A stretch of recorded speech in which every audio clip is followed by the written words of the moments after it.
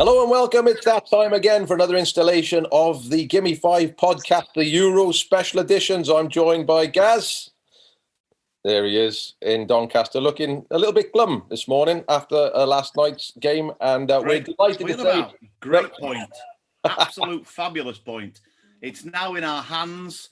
We can draw against the Czech Republic and we don't have to play one of the big three. Sorry, on the dog. Right on cue. But we're also joined this morning, I'm delighted to say, by friend of the programme, the legend that is the Welsh goalkeeper. That's the first thing, first and foremost. One of the all-time greats, in my opinion. Mark Crossley's here. Also joined by Barnsley, Huddersfield, Crewe, Lincoln, Mansfield, and Gainsborough Trinity legend. Adie Moses is in the house. Hey, the warrior! The warrior! The warrior. So I reckon we got some people who actually know a bit about football to give us a bit of insight. And we should start, of course, with the most pressing matter in the Euros, and that is the state of play with Wales. Yes, the fantastic. Come on, Wales. National, on, yeah, Wales. isn't it? Oh, you must have been chuffed, Bart, with that. Oh, what a performance. Nobody saw that Brilliant. coming, did they? Well, you watch Turkey in the first game and you think, they're a little bit out of their depth, but they're there for a reason.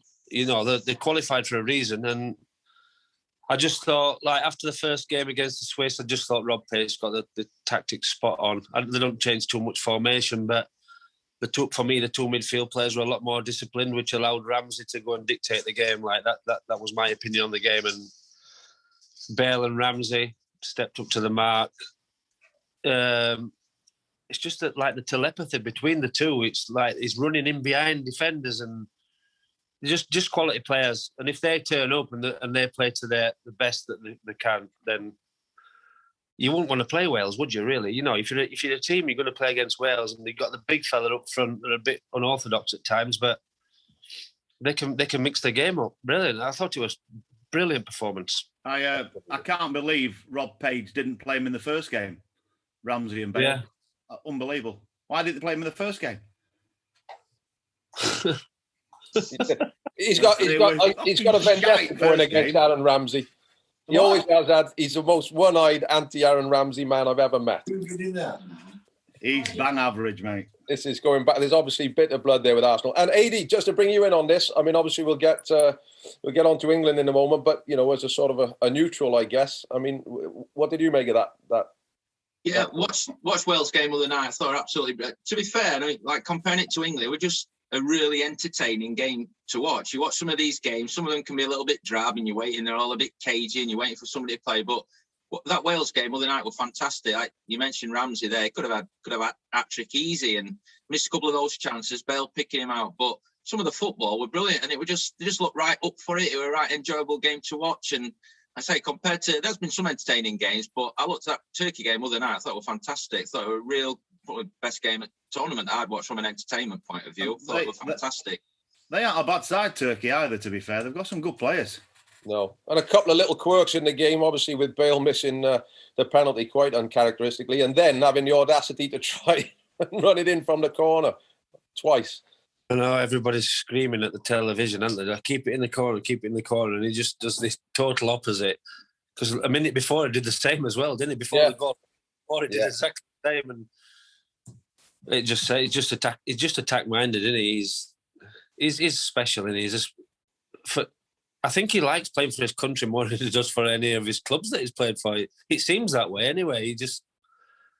I've seen a few friendlies where, big players sometimes don't turn up to friendlies, but even if he's not fit to play, he turns up and he's there in the dressing room, and that's what you need.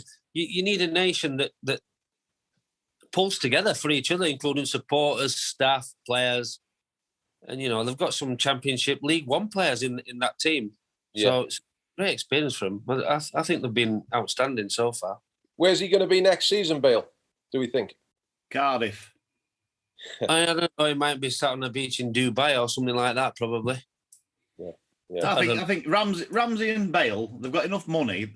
Just give Cardiff a go for a season. Get them up. I think. Why not? Oh, it'd be amazing. What management? No, playing. Oh, playing. They don't need the brass, surely. Just give one season to that. I mean, that's their local side, isn't it? Cardiff. They're both. Oh yeah, absolutely. Both of them. Ramsey played for Cardiff, and I think Bale's already expressed an interest to go to Cardiff at some point in his career. I think he's only 8-1, you know, to be at Cardiff next season. Well, I think they may have been in the offing until Ancelotti has stated his intentions to use him as part of his plans now. So that may have thrown a spanner into the works. But anyway, everything all rosy in the Welsh Garden. But Adie, just sum up last night's game for us. Well, I had a few friends round watching it. We were spun telly round, had doors open like you do, typical English weather, then starts chucking it down. So makeshift gazebo up for us all in garden doing that. And then it just, you know, a bit of an anticlimax really, weren't it? I just again, watching England, you just seem to, you just have that with England, don't you? Everybody builds it up. I honestly thought they were going to win 3 or 4-0 last night, get a few against them. Having watched, you know, first game, they didn't play very well, England. I thought they did okay against Croatia. I didn't think Croatia were much. And I thought, looking at Scotland last night, I thought they're going to, you know, everybody goes on about a squad and some of these individuals that are worth this and worth that. And then watching the game last night, I just think we're a bit overrated.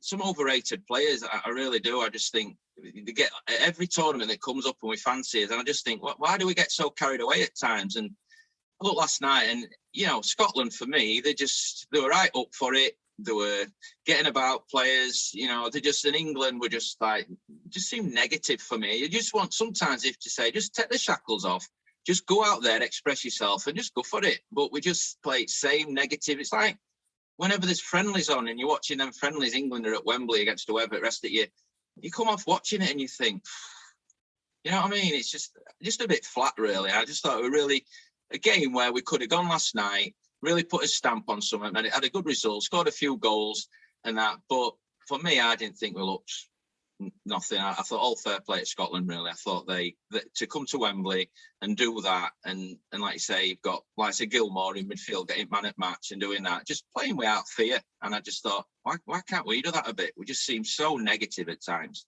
Well, it's got to be on Southgate, surely. He sends them out there with 2 holding midfielders against Scotland at home. That's criminal.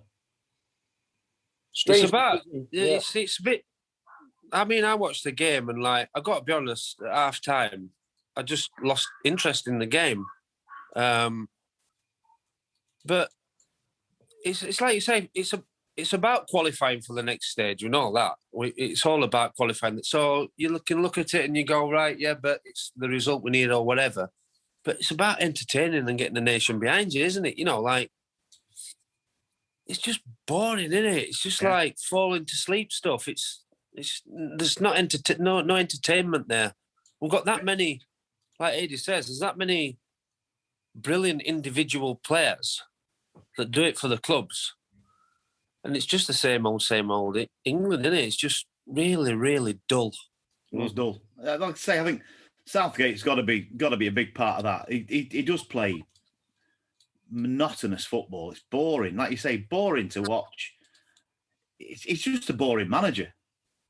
But when last time you watched an England game and you come off and you thought, "Wow, we're brilliant!" That, do you know what I mean? And like I say, all them friendlies that you watch throughout year, and there's a game here and there, and you never come off it and go. Yet we come to a major tournament and everybody will go, you know, we've got Grealish. You know, I love Grealish. I think he's a great player. You've got Mount in there that people are talking. How much they're talking for that Sancho? You don't even see him. You've got Trippier in it first game. If you're Shaw or Chilwell, I know Shaw played last night, and you're a left back, and you're watching a right-footed kid play left back, you must be thinking, what's going on? You've got all these like players and that, and yet they build it all up.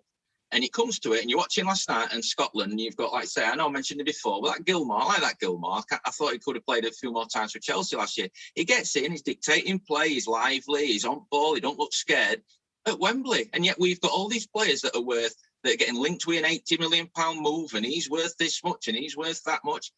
And it's just, like I say, it's boring. And you just think, why do we build ourselves up for it? You look at some of these other teams and you think, I just think they just build us up. And why?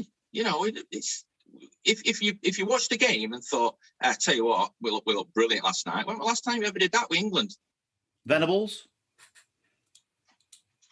Yeah. A long time ago, isn't it? When was that? Years ago. Yeah, in the 90s. Yeah. Maybe a bit of Hoddle. Early doors, Hoddle played some nice gear, but since then it's been horrible. And I tell you what, if Harry Kane continues in the rich vein of form he's in, he'll be available on a free after this. He's not actually doing his cause to Barnes will take him though, guys, on the free. yeah. You get him in there for leopard cuisine, Gaz, won't you? I think that's what he's The leopard cuisine. Yeah, he'd get on the bench, definitely. Get on the bench. Would he He get it wouldn't all? shift big Tom Fulton Brown out the way, that's a certainty. So who's going to win the Euros then? France. Who's going to win it? France. I think France as well. You think? Yeah. They've got the best player. Mbappe's outstanding. Yeah. He's rapid. I think when they played Germany the other night, I thought they played in second or third gear. They could have stepped it up any single time and they toyed with them. I mean, they had 2 offside goals as well. He's frightening, that Mbappe. Yeah. I fancy France, I've got to be honest. It's hard to see anyone else. After Wales, that is. After Wales, yeah. Italy are looking pretty decent, but that should be a good game. Yeah, tomorrow. Italy, Yeah. Portugal Portugal look decent. I mean, any side that's got Ronaldo in it's gonna. That's why when we discussed, you said Germany to win it. I thought they were going to struggle against. I still think they'll get out the group. Oh, they will. They'll beat Hungary, definitely. Yeah, but The thing with France, I think they just look like you say.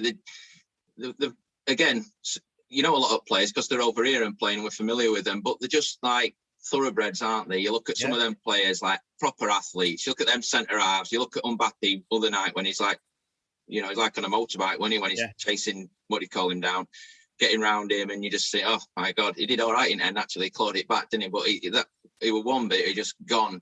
And like say Pogba, he's spraying it about here and there and stuff, you know. And you look at them and you just think, but you're watching it and you think, oh, you know, I'm quite enjoying this, watching these and stuff like that. And then you go to England and it's pass it there and pass it sideways and let's come back. And, you know, it's more entertaining. What I say, that Wales game other night, I thought, compared to that last night, with chalk and cheese, wasn't it? You wanted to watch the rest of that game. Like Mark said before there, half time, you're thinking, yeah, I wanted to turn it off. But look at Wales and look at Scotland, their players, they play for the jersey. They play with passion. You can't say the same with England. And why is that though? Why is that? Do you think? God knows. Maybe are they aloof? I don't know. I've no idea. Like you say about Bale turning up for friendlies, you know he just wants to play for Wales. Yeah. Yeah. Do you think it's got anything to do with this hype that they're built up to a point where they just think they got to walk out on the pitch just to get through? Or I don't know. It's like Adie said, we've got Jadon Sancho on the bench, who supposedly Man United are going to be signing for 80, 90 million. Can't even get a minute. These are 80. I don't know. Being involved in something like 25 goals or something. Yeah. In the Bundesliga this year, whether he's scored or assisted. Yeah. I don't know. It's probably because they've got too many players. I don't know can you have too many players? I mean, France have got too many players. They've got probably an 11 that didn't even get there that walk into the Euros. So I don't know what it is. England don't seem to play for the shirt, and it's baffling. I can't get my head around like what Adie said. Like, I like Trippier, he's a good player, but he's a right attacking fullback, isn't he? And you've got like Shaw, like you said, who's probably had the best season they ever had last year. Yeah, done well, hasn't he? Done well. And Trippier plays left back. It's baffling, isn't it? Chilwell, he wins the Champions League with Chelsea and has a great game and hasn't had a minute yet. Like you say, I don't know. What about taking off Foden last night? What did he make of that? That's another one. Sterling's having an absolute stinker and he stays on. Yeah. But didn't you think in first game with Sterling, I know he scored and everybody's raving and that, but we just get so carried away, don't we? I didn't think first game we were any great shakes. No, we weren't great. Sterling, you know, he had a couple of other chances. He gives ball away. He blazed that one over. Somebody said, "Oh, he's got no left foot." I'm thinking, well, crikey, he's like, what is, you know, he's at Man City. Everyone's who's worth this much. He's on this much a week, and he's got no left foot, and he blazes it. Some at times, but you knew that Southgate were going to go with him, didn't you? Certainty, absolute certainty. Yeah. Well, the post-mortem's going to go on and on and on, guys. But just looking at the group there, obviously it's wide open, isn't it, now, in terms of that second place? It could go literally any way. Would you stick your neck out and say that England are guaranteed to get that second place, or do you think it could all change with the last round of fixtures? I think England now with 4 points are guaranteed to get through, because that's the thing. I thought the Czechs were better than Croatia. So I don't know. I think, like I say, it might be a draw. If the Czechs want to, if the Czechs draw, they top the group on goal difference. Yeah, so Czech would go top, England second, and then to be fair, I hope Scotland gets something. I hope they beat Croatia. Well, then they'll be on 4 points, won't they? But second or third, I say. And same with Croatia. If they win, they'll be on 4 points. Exactly. It's wide open. Yeah. For the Croatia and Scotland, they win, they go through the next round. It's a massive game. It's a big one. Yeah, absolutely massive game. Well, looking forward to that as a neutral. And other highlights of the tournament. I mean, obviously we've seen incredible things. We've had the whole Ericsson thing. I mean, what did you guys make of that? It puts football in perspective, doesn't it? It sent shivers. That I was in London. I was down visiting my children and was watching the game, and it's like, I don't know, it just sends a shiver down you, and it just done it. It's like, how can that happen to an athlete like that? You know. Absolutely. Shocking. Just glad he's all right. You know. Yeah. Yeah. He's looking good, isn't he? There were a couple of little Instagram pictures, and he's looking like he's really recovering well, which is great. It makes you think. Yeah. Go on, Mark, sorry. It makes you think, like you just said, you can never take life for granted, can you? You can be a strong athlete, you can be as fit as anything, and I don't know, it was shocking, really, because we all thought he'd gone, didn't we? We thought he'd gone, really. Well, I did. I thought he'd gone, shocking. Yeah. I did too. I mean, it was upsetting to watch, wasn't it? Really upsetting, and like you say, I was quite emotional watching it. I'd kind of gone out into the thing, and my lad were watching it. He shouted me back in. He says, "Oh," and by this point, he says, "They're kind of abandoning game, and BBC have left, have put something else on, another program, left it." And I thought at that point when I walked in, I thought he'd gone. And I thought that's why they'd done that. I thought, he's gone here, like, and then. Obviously, with Sky, you can rewound it back, and we're watching it, and I found it really upsetting, just like watching it. It was horrendous to watch for his family, and we all know like what's been said about. I couldn't believe they carried on filming it. They didn't go back to. I know it weren't their pictures, but didn't go back to studio earlier. All like that, to be filming his wife and see, I'm doing CPR. And all. It was absolutely horrendous, awful. Yeah. Thank God there's been a happy ending there, and then there was the other sort of talked about incident with Ronaldo moving the Coca-Cola bottle, which apparently led to a 3 billion drop in Coca-Cola shares. I bought some shares in Coca-Cola that morning as well. He's out of order. Yeah, unbelievable. Well, I mean, if Coke are still looking to sponsor anyone, the Gimme 5 podcast is looking for endorsement, isn't it? So we'll have Coke bottles all over the shop, not a problem. I'm trying to get Ronaldo on for one of these little chats. I'm working on it. Get him in. Brilliant. And I suppose we're all golfers here, I think, to use the loosest sense of the word. And the US Open happens to be well underway now. Lots going on there to talk about. Gaz, have you backed any nonsense? Yeah, I've had one bet in the tournament, and he didn't make the cut, so I'm not interested. This Adie from the man who backed Hideki Matsuyama every single major until the Masters. Then he didn't back. I usually have a bet at the start, then I usually have a bet after the cut as well. So, but I backed Dustin Johnson, and I'll be honest with you, I stayed out late last night, so I ain't got a clue where he is. Well, I've got everything riding on a double with Richard Bland to win it and Wales to win the Euros. So that really. And if that comes in, you won't see me on here anymore. No, you won't be doing Gimme 5 anymore, will you, Rod? You'll be sponsoring it, won't you? Sure. I'll be sponsoring it. Yeah, he's leading Bland though, isn't he? He's 5-1, unbelievable. it just shows confidence, doesn't it? Like say, he went all them tournaments on European tour, didn't win, won at Belfry, won that British Masters other week, then qualifies for US Open, and is leading after 2 rounds. It's like unbelievable, isn't it? How that can happen for somebody like him. And great, seems a really nice guy as well. But to be in that position after 2 rounds, I was in this morning when I got up and seen where he was still leading. Like, brilliant, isn't it? And he'll have that leaderboard recorded on his Sky Plus for posterity forevermore. Won't Yeah. he? Show the family. Dustin Johnson. Oh, he's in. He's still in it. Tied 30th, 2 over. Dustin Johnson. God, 7 off the lead. 7 behind. Yeah. Not good. No. I'm going. No, but no. I'll get my coat. Better than my bloody Victor Hovland. He's got one eye. He's done something to his eye, hasn't he, Victor Hovland? Has he? Yeah, there's a picture of him after. He's got like a patch over his eye. That didn't help, did it? Oh no. Well, it might help his Panther career. That's the new putting technique, Gaz. That. That's a weird one. That's I love him. I think he's a great player, but he'll throw an 8 in every round. Yeah. They were doing a putting analysis this morning of Bubba Watson. Have you seen this thing he does now where he's on tiptoes with his right foot every time he's putting? They had Brad Packer. No one could figure out exactly what he's doing or why, but I'm going to try it anyway.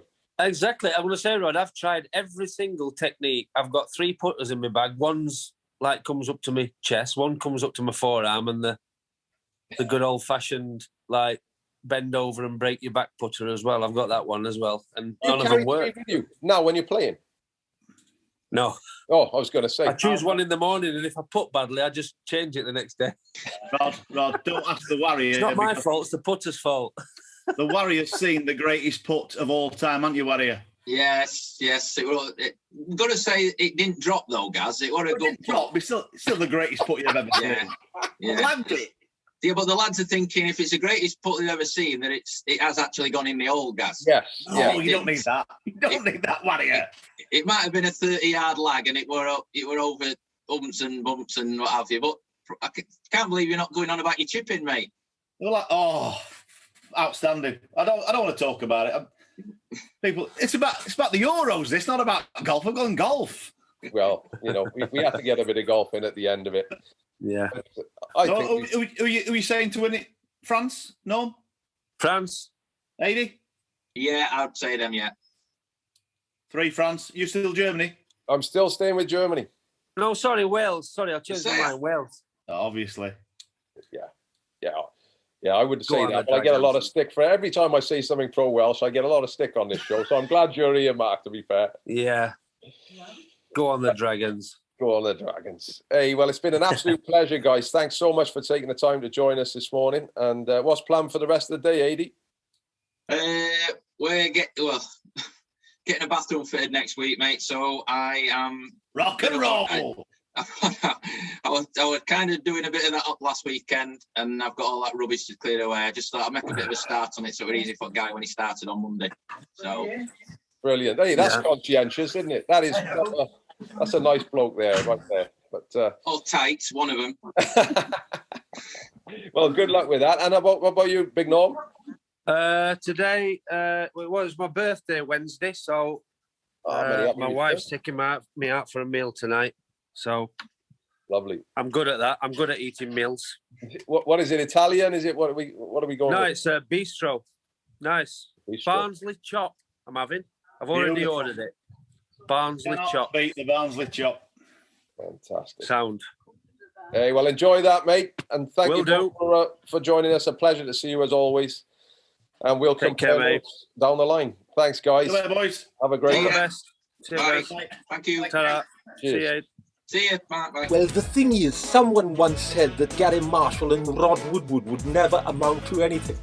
And that person must be feeling very smug indeed now. Great value there from Adie Moses and from Big Norm, of course. A lot of insight there, Gaz. Yeah. Knew they would. They love the football. Norm, I know Norm's a little bit delicate today. He was out. He was playing golf at Doncaster Golf Club, then went on the ale, and I think he didn't get in till the early hours. So he's done well to come on this morning. To be fair, I think he started too soon, didn't he? Oh yeah, he's like you. Well, just looking at our particular little competition that we've got going with the our selections at the beginning. Group A, I think we were both happy with Italy, and they look like they're sitting pretty at the top of the group. I went with Wales, of course, as is my want, and you went with Switzerland. Are you starting to change that particular theory? It's a big game, isn't it? Yeah. I think the Swiss will beat Turkey. Depends if Wales get something, then they've every chance of getting a point against Italy. Not a problem at all. Yeah, that's all we'll need. It's going to be a big one, that monumental game. Group B, Finland and Belgium. We both went with. I mean, I think we both want the Danes to do it. And when they went 1-0 up the other day against Belgium, I thought, come on, but they bring De Bruyne on, and well, Belgium looked too strong for that group. But I think I'd still love, and I think Denmark will win the last game. So they've a chance. They've still a chance of getting there, Denmark. Yeah. Russia obviously second in the group there. Yeah, I think Russia now. Yeah. Group C, Holland. Well, I think that's a given. That's gone. And Austria was your choice there. I went with the Ukraine, and they're both level in the group, I think. I think I went with Ukraine. I'll be honest with you. Oh, did you? Just have a check back. I was on an hour in. I've got you down as Austria here, but just check it. Yeah. We'll have to go back and watch the footage. Then we got England, of course. We both went with England. I went with Croatia. You went with the Czech Republic, Gaz, and that certainly looked like a good bet. Yeah, I think it is a good bet. And then Sweden, Spain. That was your choice. I went to Sweden, looking really good. Yep. I went with Slovakia there and Spain. And then the final group was the group of death, and I'm still putting my money on Germany, and you're sticking, I presume, with France and Portugal. Certainty. Yeah. Okay. I think, like I say, Germany will get through because they'll beat Hungary. Yeah. So. Yeah. This third place thing, I mean, it's a big safety blanket. There's four out of the 6 groups will get through in third place. Yeah. So you're looking at Hungary not going to get through. Who's the other one? 4 points will get you through. 4 points will get you through. So there's every chance for Scotland to progress. Exactly. Massive game. Probably the biggest game so far is the Scotland-Croatia game. Yeah. And they don't look any great shakes, do they, Croatia? No, if saying that, I mean, I couldn't believe the side that Steve Clarke picked against the Czechs, leaving out like Che Adams, leaving out I think Gilmore. You know, he said it was time for him to come in last night, but why wasn't it time for him to come in the first game? They're both Premier League players. To leave them out of that game is stupid. And Tierney makes a massive difference to Scotland. He's a proper player. Yeah, having that niggle. I think if those 3 had played the first game, they'd have beat the Czechs because they were probably the better team anyway. Yeah, they were. They were very unlucky. But I've got a Scottish granddad, so you know, come on, the Scots. Well, let's hope they don't live to regret that first selection. But anyway, we wish Scotland all the best, as we do all the home nations, of course, on this show. And you like my iron? It's nice, that, isn't it? I just noticed. Good God, lovely that. That's amazing. Exactly. You've obviously got over that iron deficiency. Although having a look at some of them shirts. No, Kaz is the best ironer, and I can vouch for that. Oh, you can vouch for it. I can vouch for that. She's been down here many a night. You know, it was like the brave little tailor with the elves making the shoes in the middle of the night. You come down in the morning, there's a pie made, the shirts are ironed. It's just unbelievable what Kaz brings to the party. So, and normally a steak and ale pie it is too. Anyway, that is it. Another installation of the Gimme 5 podcast. Pleasure as always. And we thank our guests, Big Norm and Adie Moses. And we'll be back with more analysis on the Euros very, very soon. Until then, from me, Rod Woodward, and in Bessicar, Gary Marshall, it's a huge case of Nanu Nanu. Nanu Nanu.